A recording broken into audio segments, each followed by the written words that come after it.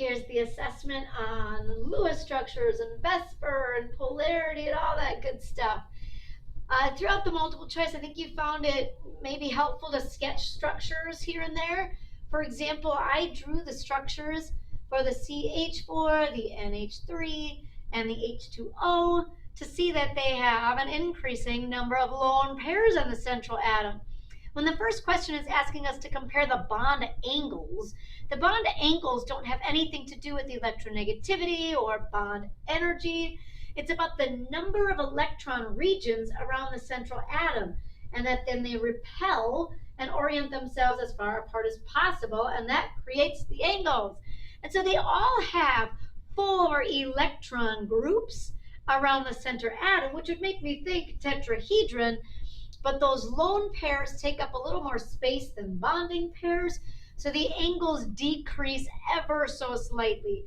Where the true tetrahedron CH4 would have the 109.5 degree angles. The trigonal pyramid would be a little bit less, maybe about 107. And then the bent is maybe close to like 104. And so we don't have to know the exact angle, just that if I know the tetrahedron is 109.5, as I keep adding lone pairs, and they take up more space than the bonding pairs, the remaining atoms get a little bit smushed and the angle decreases slightly. The second one went really well. A bent structure has 2 atoms around the center, and there's either 1 or 2 lone pairs. And so the only one that's got a central atom with at least 1 or 2 lone pairs is the third one down. So it's going to be based on the tetrahedral structure. There are 4 total electron groups on the third structure down, but 2 of them are not really atoms. So what I'm left with is not linear, like they've drawn the dot structure. In reality, it's bent. Now, it's okay to draw your dot structures on paper without proper bond angles. That's totally fine. But then when they ask me about the shape or the angles, then this is what I'm picturing in my head. You would have had one of these two. Arranging the bonds by increasing polarity just means that we're going to have an increasing difference in electronegativity values. So the first option, they all had oxygen, and then it's oxygen bonded to oxygen, nitrogen, or fluorine. And so, of course, oxygen is going to be non-polar. It's bonded to itself. Then between the NO and the FO, those are going to be polar covalent bonds. They're non-metals, so they'll share, but they're different non-metals, so they won't share equally, the electrons being pulled toward the more electronegative element. And between nitrogen and fluorine has the higher electronegativity, and so fluorine would be more polar. It would pull on the electrons more than nitrogen would. Similar with the second option, fluorine is non-polar. It's the only time when fluorine can bond to anything and be non-polar. Otherwise, fluorine always has a higher electronegativity, and it'll at least be polar covalent, or if the electronegativity difference is really extreme, it might even be ionic. And so kind of similar here. The fluorine is non-polar, and then between the nitrogen and the hydrogen, the nitrogen has a higher electronegativity. It's closer to that of fluorine. So obviously they'll share, but not equally. And then the hydrogen's electronegativity will be much less than fluorine. So the HF bond will be much more polar. So it's all about electronegativity and just looking at the trends on the periodic table. You didn't need to Google the exact electronegativity values. Elements are given an electronegativity ranking on a 4-point scale, but we're not always given that. So if you're not given the exact electronegativities, they just want you to use periodic trends. Same thing here. When I indicate the correct polarity, the partial negative should always be on the more electronegative atom. That's the one that's going to pull and tug on the electrons more than the other. So of course, if you have the same 2 atoms, if it's chlorine or bromine, there should be no partial negative or partial positive. It'll be completely nonpolar with the electrons shared equally. Then I want to look at the position on the periodic table, knowing that fluorine is the big monster when it comes to electronegativities. And so something like hydrogen, oxygen's got a much higher electronegativity and would draw the electrons toward himself. Poor hydrogen. And then in the bottom one, it would be nitrogen versus hydrogen. The nitrogen would have a much higher electronegativity and would carry the partial negative. So again, no need to like Google electronegativity rankings. Just use periodic trends. Fantastic. You would have had one of these too. The question told you that these were resonance structures. A resonance structure is where you've got a Lewis structure or a dot structure where it seems as though one of the bonds is different than the others. In the nitrate ion, it looks like there's two single bonds and a double bond. And the key is also that they're bonds between the same two atoms. All three bonds are between nitrogen and oxygen. If one of those were a sulfur, well then I wouldn't have a true resonance structure. It's got to be the same atoms, and it looks like one bond is different than the other. But in reality, in a resonance structure, that double bond will resonate, and it kind of flip-flops amongst all the oxygen. And so a resonance structure will have all the bonds with the same bond length, the same bond energy.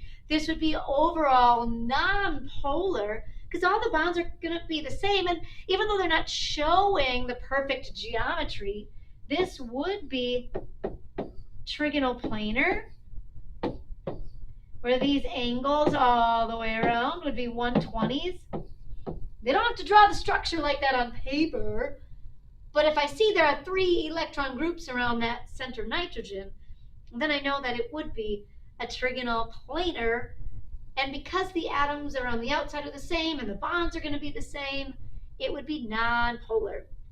One of the bonds would not have a higher bond energy, and it's really not that you've got 2 singles and a double. It's really that they're each about like 1.3 bonds. It's like 8 electrons shared 3 ways. Kind of similar with benzene. They tell me it's a resonance structure. And so here they just actually showed both versions of the resonance structure. So on each carbon, it kind of looks like there could be a double bond and a single bond. But in reality, that extra electron pair flip-flops all the way around each carbon. So sometimes the double bond is on the left, sometimes it's on the right. It's kind of like 1.5 bonds.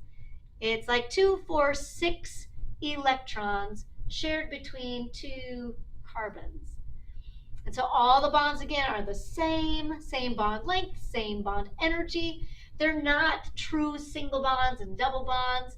The bond energy is kind of in the middle, and the bond length will be kind of in the middle of a true carbon-carbon single and a true carbon-carbon double bond. So it's not that one bond is stronger than the others, and same thing, it's going to be non-polar because you've got a nice even arrangement of the electrons all the way around the structure.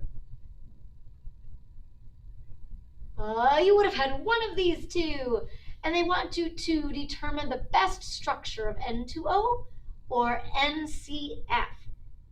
And so a couple things are going on here. There's all kinds of things you can do to check a Lewis structure to, number one, just even see if it's a valid Lewis structure.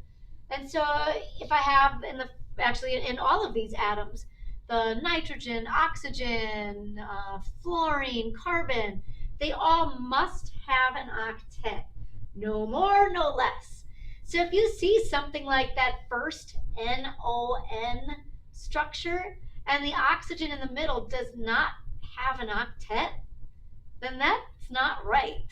That can't be the right structure. From there you can do formal charge. You can check like the electron count. I'm supposed to use 16 electrons. If I have any structures that have more or less than 16, then that's not right. 2, 4, 6, 8, 10, 12, 14, 16, 18. That second structure, the NNO, where there's a single bond and a double bond, that one's got 18 electrons and you can only use 16. So I know the first one's wrong because I didn't give oxygen an octet. The second one's wrong. It's got too many electrons. And so then maybe another thing to try would be formal charge. So I did for all of them. And you'll find like some higher formal charges, like the first structure's got a 3 on the oxygen. That would be bad.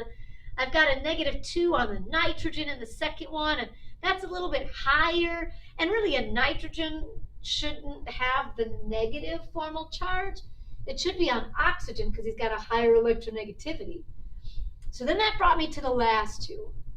They both had relatively low formal charges, 1s and a 0, but then I do want the negative formal charge on the oxygen, the atom with the higher electronegativity. Kind of similar with the second option, the NCF. You want a structure that gives everybody an octet, no more, no less. You've got to use 16 electrons. And from there, you can also try formal charge, where when you're starting to get like the last one where it's got a +2 and a -2, that's probably not the one. And in fact, the third structure down gives everybody zeros, which formal charge is the normal number of valence electrons. So nitrogen normally has 5, carbon normally 4, fluorine normally 7 valence electrons, and we subtract the number that we've assigned. So lone pairs count just for that particular atom, and then bonding electrons get split 50-50. So when you end up with all formal charges of 0, it means that you actually drew a structure that assigned the number of valence electrons that the atom would normally carry, and that would make it the most stable. Good stuff. Here we're looking for bond angles. You would have had one of these two. Organic chemists, people that deal with carbon for their lives, are awesome people, but again, they're not really obsessed with angles. And so we draw all these Lewis structures flat on paper, and we don't always show the proper angles. I mean, none of these angles are proper, but it's also a 3-dimensional structure that's not really flat, and we're trying to draw it flat on paper. So to determine the angles, look at the number of electron regions around a given atom. So the first carbon has 3 electron groups. There's 2 single bonds and a double bond. But I don't care if it's single bonds, double bonds, triple bonds. Any of them, they're regions of negative charge. They're regions of negative electrons. They'll repel and orient themselves as far apart as possible. So this carbon really should be trigonal planar with 120-degree angles. The second carbon is tetrahedral. There are 4 electron groups. All 4 are bonding. It doesn't matter that they're bonded to different atoms. They're bonding to a carbon or a hydrogen. Doesn't matter. We just want to look for the number of bonding regions.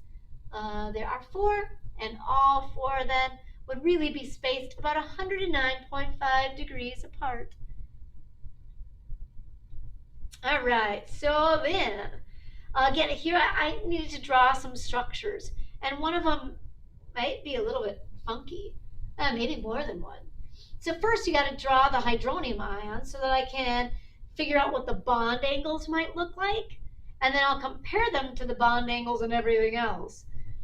Okay, well, sometimes I think we overthink it a little bit. Just start drawing something.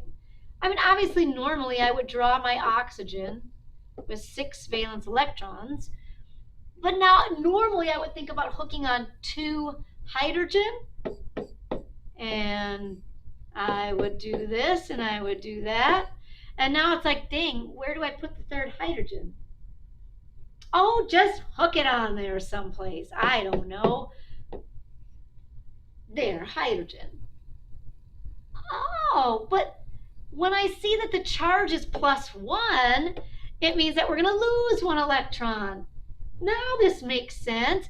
I want to get rid of this guy. I don't want that oddball, but that's the +1 charge. So I should have a structure with 8 electrons that gives everybody an octet, except for hydrogen only needs 2. And then technically we would put this in brackets and the +1 charge on the outside to show that it's only possible if I lose one electron. Awesome. So then I drew the PCl3, the BH3. I drew the chlorine trifluoride, and I kind of did the same thing, where initially I started with a chlorine, and here were my initial valence dots. 7. Normally, I think about one bond for a halogen, but just hook them all on. You got 3 fluorine, just bond them all. And in the end, then, I do have an extended octet, but that's okay with chlorine. He is in the 3rd energy level and would have d orbitals available. The one that I didn't draw yet is the nitrate. I tried to draw some things and connect the dots, and I was really just getting stumped with this one. And so if the connecting dots thing is just not working for you, guess and check. Draw something. Nitrogen and oxygen are only in the 2nd energy level. So they cannot do anything crazy and extend the octet, which then kind of limits what I can do around that central atom. And so you could try drawing stuff like, I don't know, maybe it's a bunch of single bonds. So maybe it's like this. And I just hook on the oxygen. Nitrogen's got an octet. Well, then I would need to give oxygen his octet. 2, 3, 4, 5, 6. And a 1, 2, 3, 4, 5, 6. It looks kind of cool. Well, let's check the electron count and see if it's right. So nitrogen would give me 5 valence electrons. Oxygen gives me 6. There are 3. So that's 18, 23 electrons. And I do have a -1 charge, which then means that I get to add 1 for a total of 24. So I need a structure that uses 24 electrons and gives everybody an octet. Well, I got the octet part down, but 2, 4, 6, 8, 10, 12, 14, 16, 18, 20, 22, 24, no! 26. I used too many electrons. So now I know this isn't right. It looked good, but it's not right. But this was one where I was trying to kind of sketch something with the dots, and I was just getting stuck. So now, and I think they give you the structure previously, you just got to try things. But again, since you can't extend the octet on nitrogen, this is probably your only other option. We could go a double and 2 singles. That gives nitrogen the octet. And then I'd go around and give the oxygens. 3, 4, 5, 6. And that should leave me with my 24 electrons. And then I would put the -1 charge on the outside of the brackets. Okay, so now I have to answer the question. Gosh, that's a lot of work. The question says, which will have the most similar angles? Well, when I look at my hydronium ion, I've got 1, 2, 3, 4 electron groups on the central atom. 3 of them are bonding and 1's a lone pair. Just like phosphorus. 1, 2, 3 bonding and 1 lone pair. They would both be trigonal pyramids. My BH3 and my NO3 would end up being trigonal planar. And then my chlorine trifluoride would end up being a T-shape with 5 electron groups. That's a lot of work for one question. But we got it, we did it. All right, and I ran into one of the similar issues with this guy where I was trying to draw a Lewis structure and I was just getting stumped. We want to know which of these will have a dipole moment, meaning that they are overall a polar molecule. And so maybe you got it right away and you didn't draw all the structures. I was drawing them and most of them were pretty straightforward. The only ones that stumped me a little bit as far as Lewis dot structures go were the xenon tetrafluoride. But again, I mean, if you do the dots and you get a little stuck, you can either just try the guess and check or just try drawing something. I mean, where am I supposed to put 4 fluorine? It looks like xenon's full. Oh, I don't know, just hook them on there, right? Maybe you just say, I'm gonna guess and check on this one. I'll just hook on some fluorine and we'll see how this goes. We'll give everybody an octet. And the dot thing maybe wouldn't work so great, because if I just look at a dot structure for xenon, it doesn't even look like it should make bonds. All right, see how that looks nice, doesn't it? That looks pretty cute. Let's count our electrons. Xenon gets 8 valence electrons. Fluorine gets 7 times 4. So that gives me 28 plus 8 for a total of 36. Well, I've got 32 in my drawing right now, so I guess the extras will just go on the central xenon, because I cannot extend the octet of fluorine. He's only in the 2nd energy level. So here's my structure. The only way that I knew to put those extra pairs on xenon is by checking the electron count. So if you're drawing something and you're just not sure, obviously if you can connect the dots like these other ones, they worked out just fine. But if you're not 100% sure, or you're doing a guess and check, try the electron count just to make sure you're not missing any extra pairs on the central atom. This guy would then end up having 6 total groups, but only 4 bonding, and it would be the square planar. And it's nonpolar as long as all of the atoms are the same.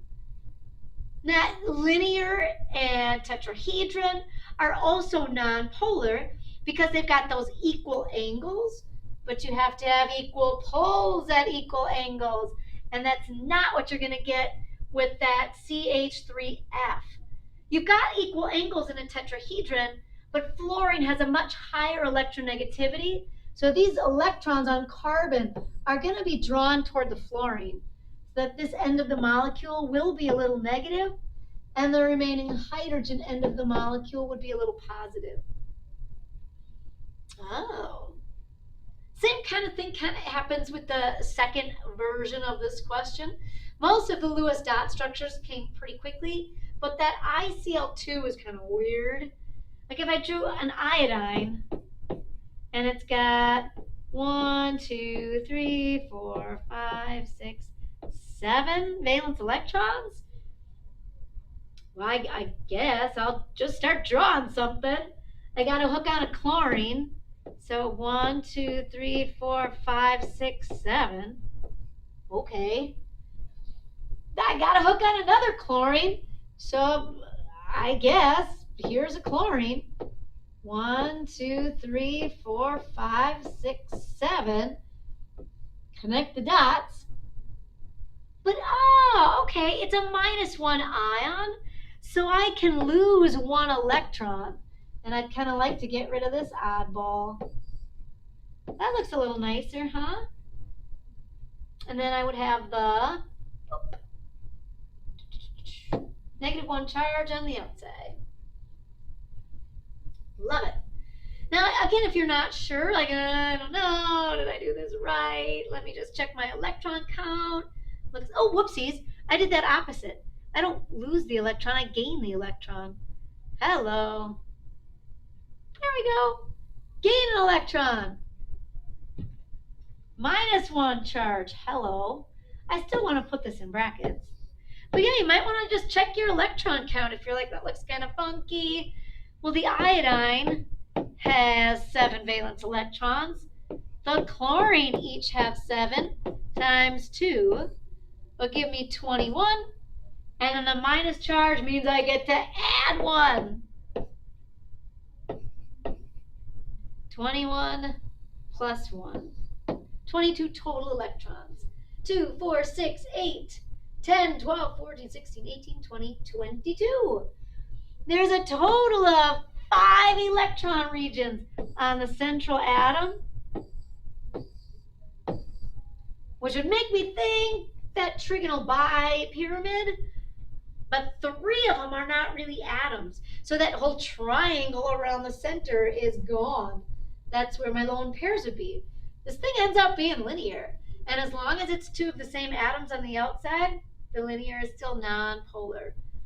But now my CH2O, even though I didn't draw it, looking like the perfect trigonal planar with 120-degree angles, it would be, and I don't have equal poles at equal angles. So I'm going to have a polar molecule where the oxygen has a higher electronegativity than hydrogen, so electrons are going to draw toward the oxygen region. And the hydrogen region will be slightly positive. These questions are a lot of work. And then finally, we get to the free response. There were 2 free response. They were really similar. Here they ask you for the geometry and angles of structure A. There are 4 electron groups, which would make me think tetrahedron 109.5, but one of them's not really an atom, so we have the trigonal pyramid. And you did have to say angles something less than 109.5. So if you just picked a number, totally fine. But if you said 109.5, then you did not get full credit. That lone pair takes up more space than the bonding pairs, and it really does kind of smush the other atoms together a little bit. So you had to say something less, slightly less than 109.5. In B, you had to use formal charge. So if you didn't use formal charge, you got no credit. Even if you said structure D is the best, you had to use formal charge, and you had to show your formal charge. So if you just said structure D because all formal charges are 0, then you would have still not gotten full credit because you didn't prove it. And you could have just made that up, or you could have, I don't know, cheated in some way or whatever. But in the AP scoring guidelines, you really did have to have the numbers, and you had to show that you knew that they were all zeros in structure D, and they were not zeros in B or C. And so you had to show it. Now, you didn't have to show each subtraction, but you had to show what the final formal charges would be. And you could say all formal charges are 0, but if you didn't prove that they were 0, that they weren't zeros on structures B and C, then again, maybe you just guessed lucky. So I had all my formal charges written in above, and yes, in D they are all zeros. Then same structures for C, D, and E. The bond between selenium and fluorine is polar, and you had to say something about electronegativity, that they do not have the same electronegativity, so the electrons are not shared equally. They'll be pulled closer to fluorine. I mean, that's the whole point of a polar bond. It has to do with electronegativity and unequal sharing of electrons. In D, they're asking about the selenium tetrafluoride molecule, which here is structure E. They want to know if it will have a dipole moment. Will it be an overall polar molecule? In your explanation, you did have to reference the geometry and polarity. And so even though these bonds are polar, we just stated that in part C, it's a polar bond. And those polar bonds then could lead to a nonpolar molecule if they're spaced evenly around the central atom. But in the seesaw shape, they are not. So there are 5 electron groups, which would make me think trigonal bipyramid, but one of the spots around the triangle is not really an atom. So you're left with the seesaw. So you did have to mention the fact that the polar bonds are not at a geometry that would have them cancel out around the center. The seesaw does not give you a symmetrical geometry. And then finally, E would not be likely if the central selenium were replaced with oxygen, because there's an extended octet, and oxygen cannot do that. He's only got electrons distributed amongst 2 energy levels, and there would be no d orbitals available. Awesome. The other version of This question was, again, really similar. So if you need extra practice, here it is. In part A, use formal charge to determine which version of structure A, B, or C is the best. And so again, you had to use formal charge, and you had to show the formal charges for all three structures to prove that they're not all zeros, just structure B. And again, you have to prove that you didn't just guess, you guessed well. So you had to prove that B is the best because I actually assigned the number of valence electrons that each atom would normally carry. Structure D is my trigonal pyramid. There are 4 electron regions around the central atom. The double bond just counts as 1 electron region. The angles are slightly less than a true tetrahedron. And you had to say something slightly less than 109.5 because that lone pair takes up more space than a bonding pair. Which is more polar, selenium fluorine or selenium chlorine, which is kind of like structures D and E? It should be the fluorine. And again, you had to explain it in terms of electronegativity. Fluorine has the higher electronegativity, so it's going to pull on the electrons a little bit more than chlorine would. In D, we are looking at structure E again, and we want to say if it's polar, is there an overall dipole moment? And this time, yes, there is. Now you have to explain it in terms of geometry and polarity. So the geometry is that trigonal pyramid, and the bonds are polar. Polar bonds, they're not going to share the electrons equally. But again, polar bonds could cancel depending on the geometry. But in a trigonal pyramid, we do not have an equal distribution of those polar bonds around the center, so you will be left with a polar molecule. You could also talk about the fact that the electronegativity, well, I guess it's structure E. I should change that. The electronegativity of fluorine and chlorine, or say oxygen and chlorine, in structure E, are also not the same. So even if this would have been like a trigonal planar, where you had even angles around the outside, you wouldn't have equal poles because the electronegativity of oxygen would be greater than chlorine. So a couple people mentioned that in their explanation. And then again, structure B would not occur if you changed selenium to oxygen because there is an extended octet. And we cannot do that with oxygen because he's only in the second energy level and there are no d orbitals available.